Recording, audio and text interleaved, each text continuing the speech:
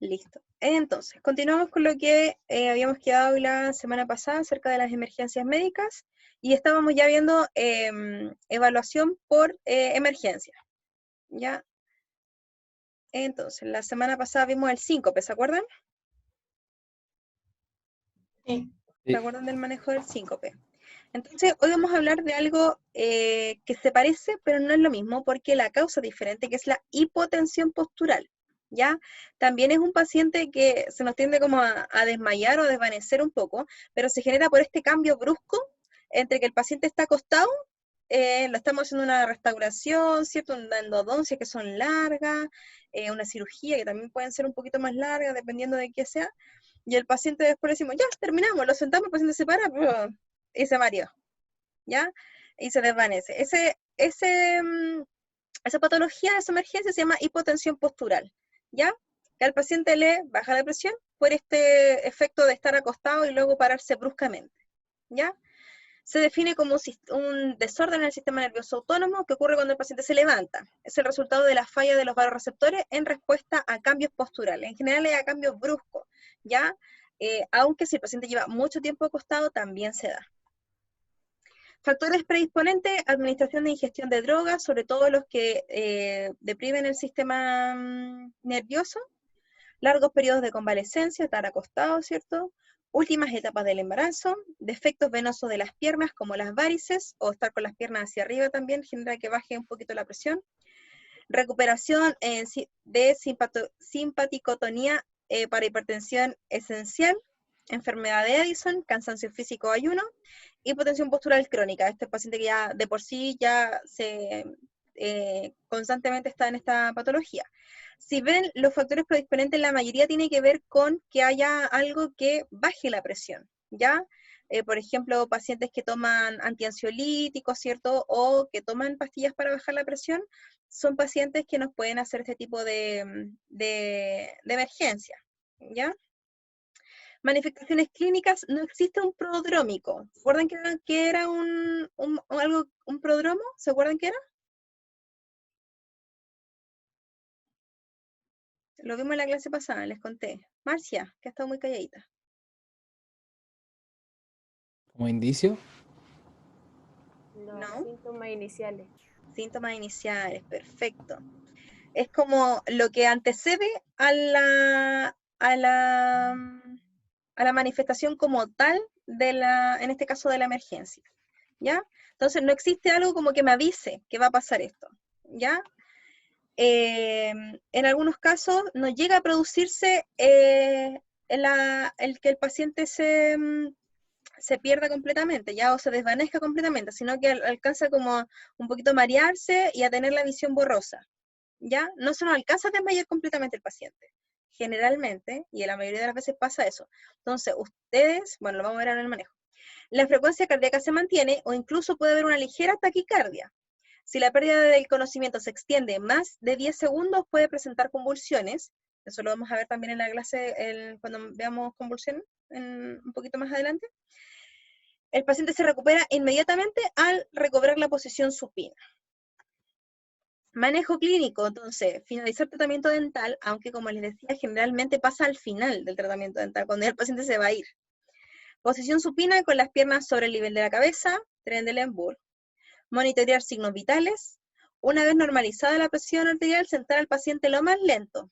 Enviar a la casa una vez estabilizado y con los signos vitales normales.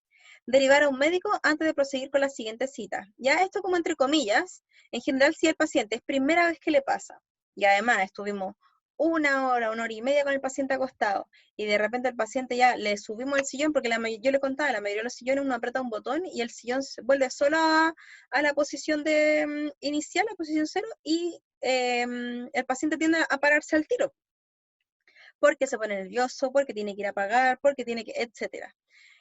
O porque está apurado, ¿cierto? Entonces, una forma de prevenirlo es que nosotros, si terminamos un tratamiento largo, sentemos al paciente lentito, le digamos, sobre todo pacientes que son más añosos, decirle ya, ahora se va parando lentito, primero ponga los pies hacia el lado y después se para, ya, no que se pare el tiro. Esa es como la forma del manejo. ¿Se entendió hasta aquí? ¿Alguna pregunta? No. No. Ya, entonces, a ustedes les tiene que hacer clic al tiro. Paciente que está tomando antihipertensivo, paciente que está embarazada, ¿cierto? Tratar de que no se pare rápidamente a la embarazo, tratar de ponerla de lado un poco, porque la misma guatita le hace presión en las venas que tienen que ver con el retorno sanguíneo, ¿ya? Y por lo tanto también va a tener una hipotensión, ¿ya? Así que manejo muy, muy cuidadoso con los pacientes que tienen mucho tiempo acostados, que lo tengo mucho tiempo trabajando, ¿cierto? En las endos, que son largas, cirugías que son largas, ¿cierto? O que nos demoramos mucho haciendo una restauración, que también pasa, ¿ya? Paciente lo sentamos lentito, le decimos que que él mismo se vaya poniendo de lado primero, que baje los pies y después de a poco vaya recobrando la postura hasta poder pararse. ¿Ya? Incluso si es un paciente más añoso, le ofrecemos la mano para que se pare y si vemos que está bien, ahí recién lo soltamos, pero si no, vamos probando que el paciente esté bien. En realidad, no es como una patología como tal, sino que va a ser una situación que se va a dar al realizar este cambio postural muy brusco. Luego tenemos la hiperventilación, ¿ya? Que se define como una ventilación más allá o más exagerada de la requerida para que el cuerpo pueda mantener un flujo sanguíneo correcto de oxígeno y de dióxido de carbono. Recuerden que nuestro cuerpo va haciendo este cambio constantemente, ¿ya? La sangre, ¿cierto?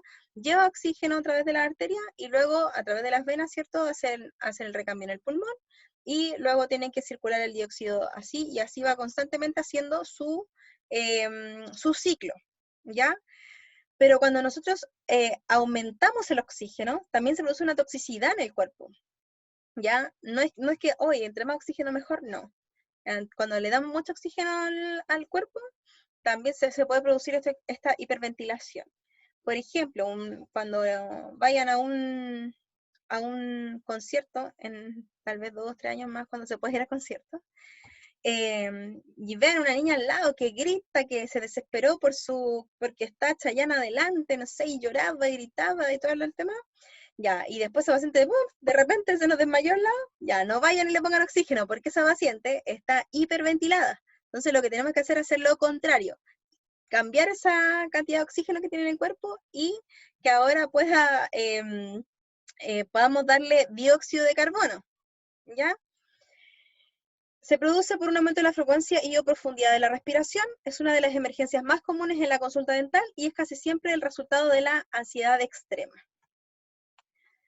¿Cómo lo vamos a ver? Disconfort inicial, el paciente se siente como raro, ansiedad, aumento de frecuencia respiratoria en frecuencia y en amplitud, entonces puede ser como más rápido y además más profundo, ¿ya?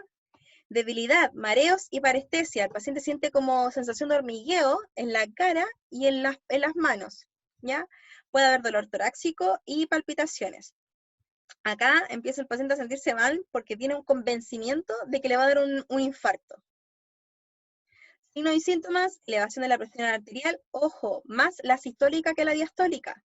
Si llega un paciente a la consulta y tiene la sistólica normal y tiene la diastólica alta, ese no, un paciente que le diga, no, doctor, es que yo fui rápido, por eso venía preocupada y cuando me vengo al doctor siempre me pasa que me pongo nervioso y se me sube la presión. Ya, no, eso nos va a pasar cuando veamos que la sistólica, o sea, la de arriba, está más alta. Pero si el paciente tiene, no sé, pues 140 con 110 no se da ese rango en realidad, ya 160, pero tiene 110 de diastólica, eso no es un paciente que por esta situación de ansiedad se le subió la presión, es un paciente que claramente no controla la presión, y ahí esa es otra patología. ¿Ya? En general, el paciente que va preocupado a la consulta, que subió rápido de la escalera, ¿cierto? Es un paciente que se le va a subir la presión sistólica, ¿ya? Así que ojo ahí. Elevación de la frecuencia respiratoria, ¿cierto? Sobre 25 a 30 respiraciones por minuto y más profunda a veces. Inicio, sensación de presión a nivel pectoral y sofoco, posteriormente sensación de desvanecimiento, lo que aumenta la ansiedad y por lo tanto la hiperventilación, y ahí se produce el círculo vicioso. El paciente siente que se va a desmayar, le aumenta la ansiedad, por lo tanto empieza a respirar más y empezamos el círculo vicioso de nuevo. ¿Ya? Aumento de las pulsaciones y sensación de que el corazón se sale, molestias precordiales, epigástricas y esófago irritable. Toda la zona entonces del corazón, del de la guatita, el paciente va a sentir que se le hace como que le arde, ¿ya? Y sensación de globo en la garganta que no puede respirar. En periodos de larga duración, se puede llegar a sensaciones de adormecimiento o frío en las manos, lo que hablábamos de la parestesia, y región perioral. Las manifestaciones graves son calambres, temblores y puede terminar en convulsiones con la aparición de síncope. Manejo entonces, finalizar todo tratamiento, sentar al paciente, relajarlo hablándole, nunca díganle relájate, porque nadie se relaja cuando le dicen relájate, sino que ya, vamos a estar bien, ahora acuéstese acá, le voy a levantar un poquito los pies, ya, y tratamos de que el paciente se relaje, pero si le damos la orden de relajarse, generalmente no se va a relajar, ¿ya? Disminuir su frecuencia respiratoria, o lo otro que podemos hacer es respirar con él, ¿ya? Vamos a respirar juntos, vamos, respiramos. Respire conmigo, vamos. 1, 2, 3, botamos hasta que empiece a disminuir su frecuencia, ¿ya? Y recuperar la tensión de CO2 o la concentración de CO2, ¿ya? Y lo podemos hacer con una bolsa, que el paciente respire en una bolsa, o si no tenemos nada a mano, que el paciente mismo ponga sus manos sobre la boca y nariz, y haga como una máscara. Entonces, que respire así, entonces va a empezar a inhalar CO2. Y ya si el paciente no se logra relajar, ahí ya podemos optar por una benzodiazepina endovenosa o intramuscular. ¿Alguna duda ahí? No. ¿Doctora, se podría poner una mascarilla al paciente? ¿Sirve? La mascarilla en general tiene como filtra, igual no sé si no serviría mucho. Idealmente que sea algo que no salga del aire, porque si no igual va a estar exhalando CO2 e inhalando más O2. Entonces la idea es que sea algo como tapado, muy tapado, lo más tapado posible. Por eso es que se recomienda una bolsa de papel, porque la bolsa de plástico generalmente tiene hoyito y se va saliendo. Ah, ya. Ya.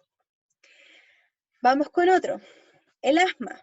¿Ya? Existen dos tipos de asma, el asma extrínseco y el intrínseco. El extrínseco tiene que ver con los factores externos al cuerpo, o sea, lo más conocido que son las alergias, ¿ya?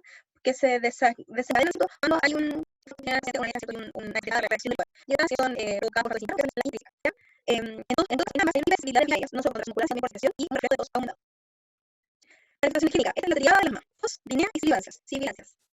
Independiente de la causa precipitante, el ataque agudo de asma se caracteriza entonces por el espasmo de la musculatura lisa bronquial, la inflamación de la vía aérea con edema y la hipersecreción de mucos.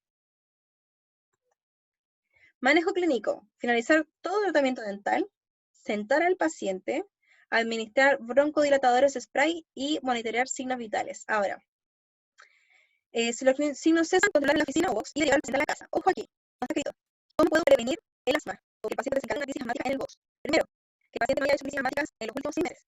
¿Ya? Eso, ojo, no es lo mismo tener un paciente que hizo una crisis asmática la semana pasada que tener un paciente que hizo una crisis asmática hace 10 años, 5 años, cuando era chico, cuando era un niño, ¿cierto? En la adolescencia. No es lo mismo. ¿Ya? Segundo, el paciente debe andar con su ya con su playo, con codificador, debe andar con su el paciente asmático debe andar con su porque la ansiedad, ¿cierto? O algún factor dentro del box pudiese desencadenar este asma, ¿ya? O sea, una crisis asmática, ¿ya? Por lo tanto, nosotros debemos indicar al paciente que ande con su ¿ya? Y monitorear signos vitales. Entonces, una buena análisis, ¿cierto? Donde yo conozco al paciente, sé cómo se ha manejado, que ande con su codificador, ¿cierto? Y yo monitorear los signos vitales, voy a poder manejar una crisis asmática, ¿ya? Y en general, después, si empieza a darse, el paciente va a sentir que tiene estos 3 signos, ¿cierto? La tos, de tos que nosotros somos una más cortita, ¿ya? Disnea, ¿cierto? El paciente le empieza a contagiar y sibilancias, ¿ya? Un pequeño sentido al respirar, ¿ya? Y si no permite, administrar energía, ¿cierto? Instalar una vía venosa con sustituible, con vital y prever transporte de la si no, llamar al tiro. Si no tengo esta opción donde yo trabajo, ¿ya? Si no tengo un cronómetro donde están todos estos fármacos, al tiro llamar a asistencia. ¿Alguna duda del programa? ¿O le dices más que general? No.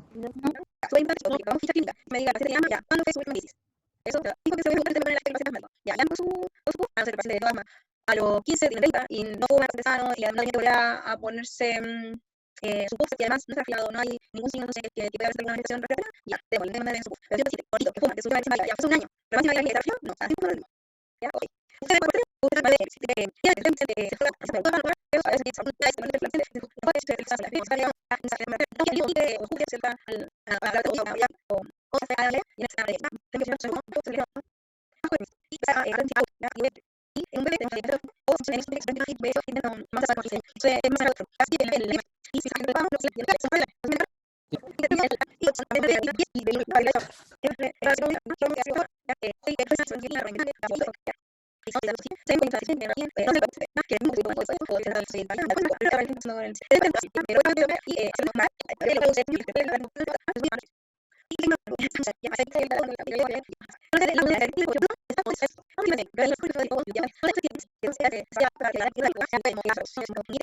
sacar todo de la boca, correr las cosas, idealmente bajar al paciente del sillón, ¿ya? Y que convulsione, pero convulsiones en una sola. Entonces, idealmente, bajarlo y que convulsione en un estado en el piso donde no se va a pegar en la cabeza, ¿ya? Generalmente es un periodo corto. La causa más probable de encontrarnos con pacientes con convulsiones durante la atención dental son la epilepsia, una hipoglicemia, hipoxia secundaria a un síncope, ¿ya? Y o sobredosis de anestésicos locales. Eso los vamos a ver la próxima semana. Factores predisponentes, una alteración metabólica o tóxica generalizada que aumenta la excitación neuronal, un estado de insuficiencia cerebrovascular y lo que generalmente pasa con nosotros, una situación gatillo.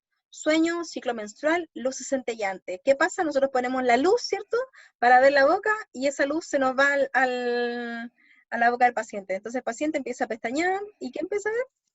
Luces destellantes, ¿ya? Y podemos desencadenar entonces una convulsión. También, lo mismo que el asma. El paciente dice, doctor, yo tengo epilepsia. Ya, ¿con qué te estás tratando? ¿Cuándo fue tu última crisis? Súper obligatoriamente pregúntenle, ¿cuándo fue tu última crisis? Para saber si el paciente está más o menos compensado. Y hay pacientes que su última crisis fue hace 10 años y todavía siguen tomando su remedio o incluso les bajaron sus dosis o fue una situación aislada, ¿ya? Pero si el paciente dice, no, ¿sabe qué, doctora? Yo convulsiono más o menos, fue hace 6 meses, después a 3 meses volví a convulsionar, la semana pasada también. Ya, es un paciente que tenemos que tener mucho cuidado. Dentro de las convulsiones vamos a tener 3 tipos de cuadros. El primero lo vamos a llamar gran mal. Ya no sé si han escuchado esta palabra. El gran mal es lo que nosotros normalmente conocemos como convulsión, ya que el paciente tenga estas contracciones, ¿cierto? Y no hay diferencia entre sexo ni grupo etarios, aunque más de 2/3 ocurren al alcanzar la pubertad. Va a representar el 90% de los casos. Manifestaciones clínicas, tiene un prodromo, ya que es como esa sensación de perdido, ¿cierto? Lo vamos a ver ahora.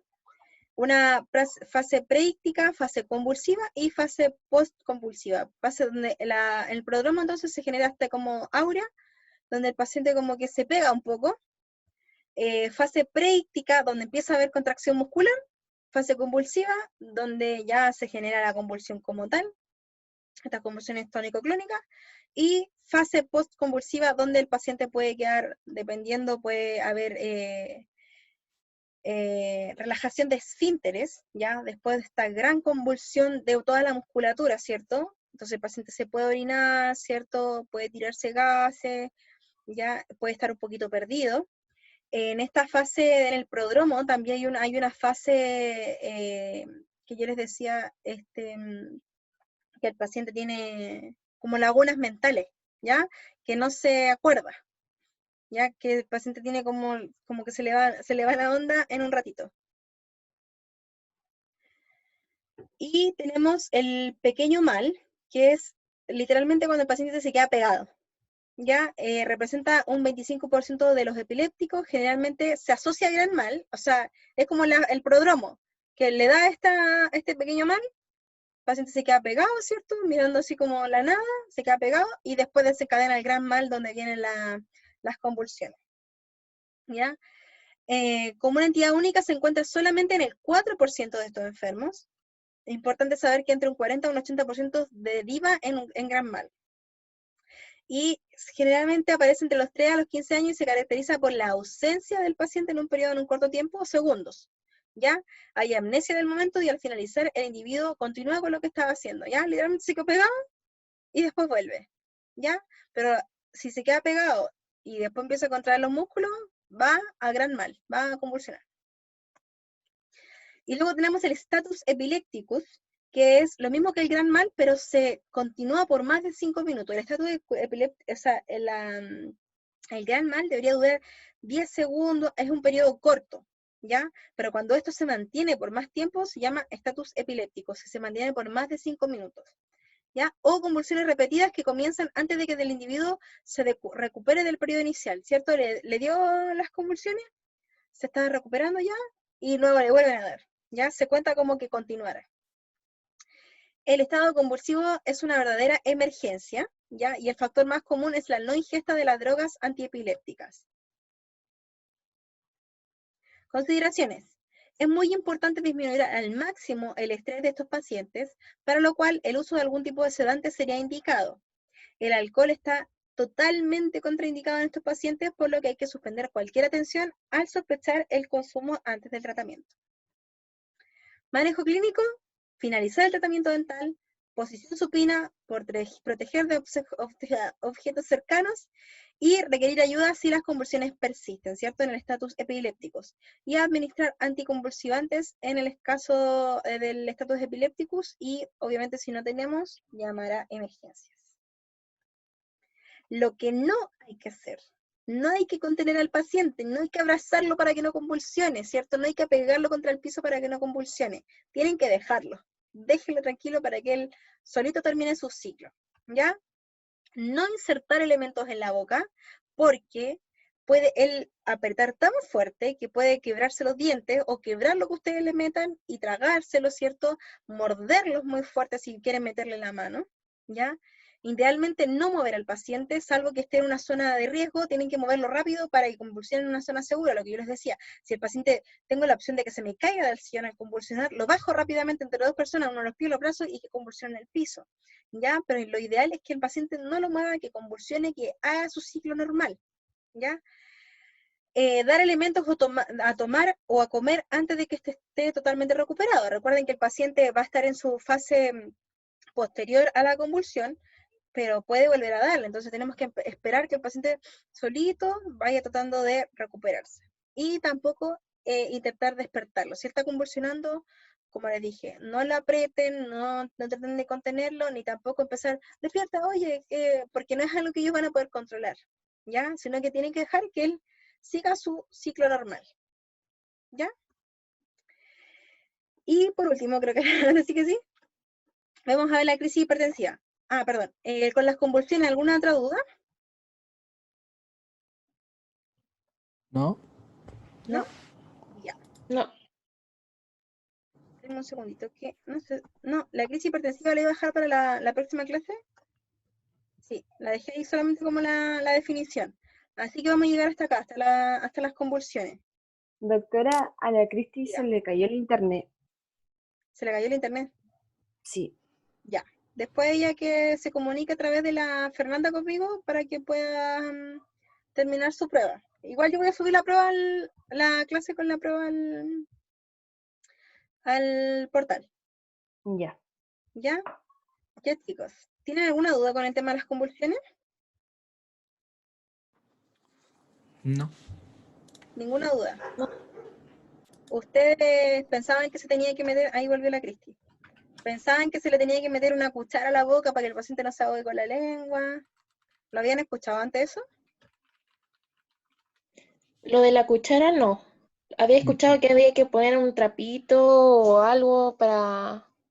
Pero igual es como peligroso porque si se Lo podemos atraganta. ahogar. Sí. Claro, no.